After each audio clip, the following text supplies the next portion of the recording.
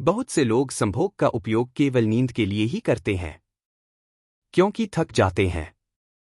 पश्चिम में डॉक्टर तो लोगों को सलाह देते हैं जिनको नींद नहीं आती कि संभोग उनके लिए उचित है। संभोग कर लोगे, थक जाओगे, टूट जाओगे, नींद अपने आप आ जाएगी। लेकिन वह नींद कोई स्वस्थ नींद नहीं है, वह थकान की नींद है। वह विश्राम नहीं है, थकान है। थकान और विश्राम में बड़ा फर्क है। विश्राम में ऊर्जा पूरी आराम करती है, थकान में ऊर्जा नहीं होती।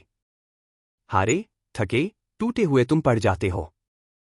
संभोग के बाद जैसे विषाद का अनुभव होगा, वैसे ही अगर ऊर्जा नाभि की तरफ उठ जाए तो तुम्हें हर्ष का अनुभव होगा। एक प्रफुल्लता घेर लेगी, ऊर्जा का रूपांतरण शुरू हुआ। तुम ज्यादा शक्तिशाली, ज्यादा सामंजस्यपूर्ण, ज्यादा उत्फुल्ल, सक्रिय, अनथ के विश्रामपूर्ण मालूम पड़ोगे, जैसे गहरी नींद के बाद उठे हो। ताजगी आ गई है। इसलिए जो लोग भी मूलाधार से शक्ति को सक्रिय कर लेते हैं, उनकी नींद कम हो जाती है, जरूरत नहीं रह जाती।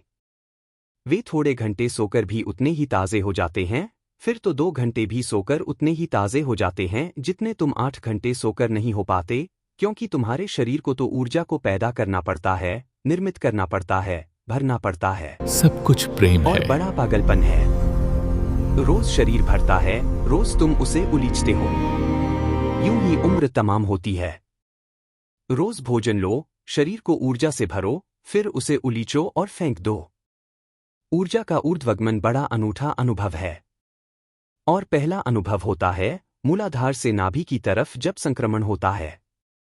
यह मूलबंध ही सहजतम प्रक्रिया है कि तुम श्वास को बाहर फेंक दो, नाभि शून्य हो जाएगी, ऊर्जा उठेगी नाभि की तरफ, मूलबंध का द्वार अपने आप बंद हो जाएगा। वह द्वार खुलता है ऊर्जा के धक्के से। जब ऊर्जा मूलाधार में नहीं रह जाती, धक्का नहीं पड़ता, द्वार बंद हो जाता है। मूल बांधी सर गगन समाना। बस, तुमने अगर एक बात सीख ली कि ऊर्जा कैसे नाभि तक आ जाए, शेष तुम्हें चिंता नहीं करनी। तुम ऊर्जा को जब भी काम वासना उठे, नाभि में इकट्ठा करते जाओ। जैसे जैसे ऊर्जा बढ़ेगी नाभि में, अपने आप ऊपर की तरफ उठने लगेगी।